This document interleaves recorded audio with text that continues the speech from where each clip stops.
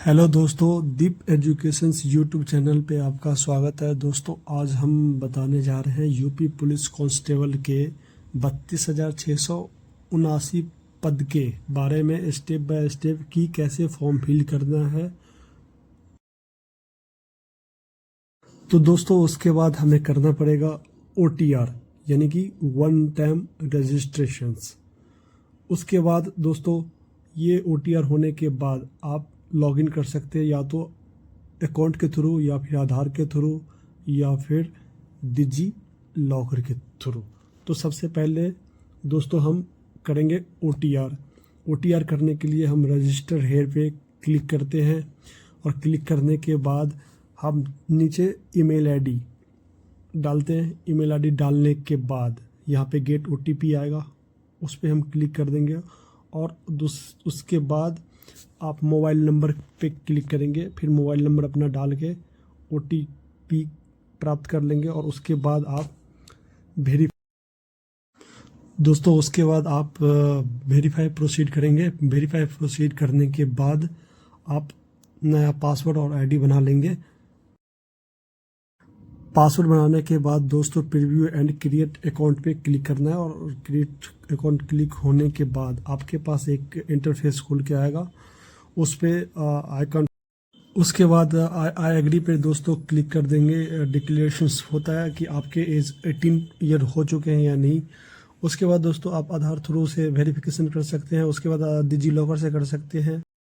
तो दोस्तों verify through आधार पे हम क्लिक करते हैं। क्लिक करने के बाद दोस्तों अपना आधार नंबर इसमें दर्ज करना होता है। आधार नंबर दर्ज करने के बाद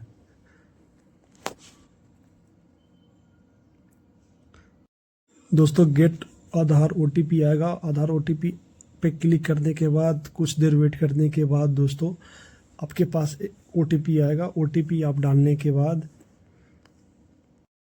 वेरीफाई एंड प्रोसीड कर देंगे। उसके बाद दोस्तों एक नया पेज ओपन होके आएगा, उसके जिसमें दोस्तों आपका आधार विवरण सफलतापूर्वक सत्यापित कर लिया गया है। उसके बाद आपको नीचे आ जाना है व्यक्तिगत जानकारी में नेशनलिटी, तो आप इंडिया सेलेक्ट कर देंगे इस वाले सेक्शंस में। उसके बाद दोस्तों आपके आधार के अकॉर्डिंग जो डिटेल्स हैं वो आपके शो होने लगेंगे। उसके बाद नीचे में दोस्तों अपना फादर नाम टाइप कर देंगे। टाइप करने के बाद दोस्तों एक चीज़ का ध्यान रखना ज़रूरी है कि आपके जो आधार में और 10th की जो मार्कशीट है या सर्टिफिकेट है, उस दोनों में डिटेल्स सेम मैच करनी चाहिए, क्योंकि जो आधार में डिटेल्स हैं वही मैच करनी चाहिए, इसमें मैच करनी चाहिए सर्टिफिकेट में, 10th की सर्टिफिकेट में। उसके बाद दोस्तों फादर नेम रीटाइप कर देंगे। रीटाइप करने के बाद दोस्तों आप सीधे प्रोसीड कर देंगे। प्रोसीड करने के बाद दोस्तों आपका OTR कंप्लीट हो जाता है। फाइनली कंप्लीट होने के बाद आप लॉगिन करते हैं। दोस्तों लॉगिन हम करते हैं लॉगिन विद आधार ID के साथ, ठीक है दोस्तों। उसके बाद दोस्तों आप अपना मोबाइल नंबर इसमें मेंशन कर देंगे। मोबाइल नंबर डालने के बाद गेट आधार OTP पे क्लिक करेंगे। OTP पे क्लिक करने के कुछ देर बाद आपके पास एक OTP आएगा। OTP डालने के बाद इसे लॉगिन कर लेना है। लॉगिन होने के बाद आपके सामने में एक पेज खुल के आएगा। उस पेज में आप नीचे की तरफ स्क्रॉल डाउन करना है और ऑनलाइन एप्लीकेशन पे क्लिक करना है। क्लिक करते ही आपके सामने जो पहला इंटरफेस खुलेगा उस वाले पे टिक करना है, और टिक करने के बाद सीधे अप्लाई वाले सेक्शंस पे क्लिक करना है। अप्लाई वाले सेक्शंस पे क्लिक करने के बाद दोस्तों यहाँ पे आते हैं पर्सनल डिटेल्स का। तो पर्सनल डिटेल्स आपको पता ही है, जब हमने OTR किया था तो सारे पर्सनल डिटेल्स आधार के थ्रू वेरीफाई हो ही चुका था। तो उसके बाद ऑन करने के बाद आता है मैरिटल स्टेटस, यानी कि विवाहित। तो मैरिड है तो आप मैरिड डाल देंगे, अगर मैरिड नहीं है तो अनमैरिड डाल देंगे। उसके बाद दोस्तों आता है मूल निवास का विवरण। अगर आप उत्तर प्रदेश के निवासी हैं तो यस करेंगे, और दोस्तों यस करने के बाद जो उत्तर प्रदेश के जो डोमिसाइल्स हैं उसका जो विवरण है वो सारे फिल कर देनी है डोमिसाइल्स के अकॉर्डिंग। अगर उत्तर प्रदेश के निवासी अगर नहीं है तो आप इसमें नो करेंगे, और नो के कंडीशंस में दोस्तों यदि आप उत्तर प्रदेश के मूल निवासी नहीं है तो सभी जो आरक्षित वर्ग है सभी को जनरल माना जाता है, तो उसको एग्री करके आप आगे बढ़ते हुए एड्रेस डिटेल्स पे आ जाना है। एड्रेस डिटेल्स फिल करने के बाद गृह जिला एवं राज्य उसको सेलेक्ट करना है। आपका गृह जिला और राज्य कौन सा है वो सिलेक्ट करने के बाद दोस्तों सेव और नेक्स्ट कर देंगे। उसके बाद दोस्तों एक और नया इंटरफेस खुल के आएगा कि क्या आप उत्तर प्रदेश के कर्मचारी हैं, राज्य के कर्मचारी हैं, तो यस करें, अगर नहीं है तो नो करें। तो जनरली नो ही होता है, नो करके सेव एंड नेक्स्ट करेंगे। उसके बाद दोस्तों एजुकेशन क्वालिफिकेशन डिटेल्स ऐड करेंगे। तो उसके लिए सबसे पहले हम 10th की डिटेल्स ऐड करते हैं। तो 10th की डिटेल्स ऐड करने के लिए सबसे पहले हमें अपना बोर्ड का नाम सेलेक्ट करना है। हमने ऑलरेडी बोर्ड का नाम सेलेक्ट कर रखा है, आप अपने हिसाब से कर लेंगे जो भी बोर्ड है।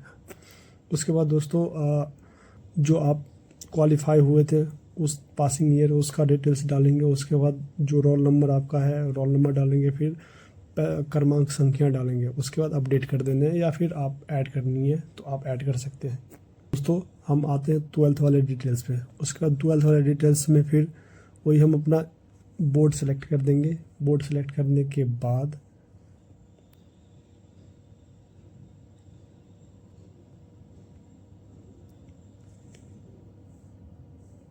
पासिंग ईयर सेलेक्ट कर देंगे। पासिंग ईयर जो आपके अकॉर्डिंग पासिंग ईयर है आपके मार्कशीट में, उस हिसाब से आप डायल कर देंगे।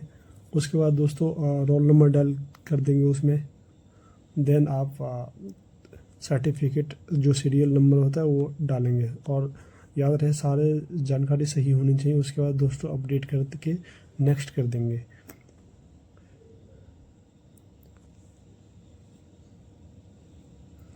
नेक्स्ट करने के बाद दोस्तों हमारे पास डॉक्यूमेंट्स अपलोड करने का ऑप्शंस आता है। उसके बाद दोस्तों उसमें 10th का जो सर्टिफिकेट है और 10th का मार्कशीट ये दोनों ऐड करनी है। देन उसके बाद 12th की जो सर्टिफिकेट है वो सर्टिफिकेट और जो मार्कशीट है वो मार्कशीट ऐड करनी है। ऐड करने के बाद हम थोड़ा स्क्रॉल डाउन करेंगे। स्क्रॉल डाउन करते ही हमें इमेज का ऑप्शन आएगा। तो दोस्तों इसमें हमें लाइव इमेज कैप्चर करना है। आप अपने लैपटॉप्स या अपने मोबाइल फ़ोन में लॉगिन करके आप लाइव फ़ोटो कैप्चर करें। कैप्चर होने के बाद दोस्तों साइन अपलोड करें। साइन अपलोड होने के बाद आप सीधे नेक्स्ट सेव एंड नेक्स्ट पे क्लिक करेंगे। तो प्रीफेयर एंड प्रीव्यू का ऑप्शन आएगा। उसके बाद आप एक बार चेक करनी है, चेक कर ले फाइनल सबमिट कर देनी है। तो इस तरह से आपका फॉर्म कंप्लीट हो जाते हैं। तो दोस्तों उम्मीद करता हूँ कि आपको अच्छा वीडियो लगा होगा, तो लाइक सब्सक्राइब ज़रूर करें।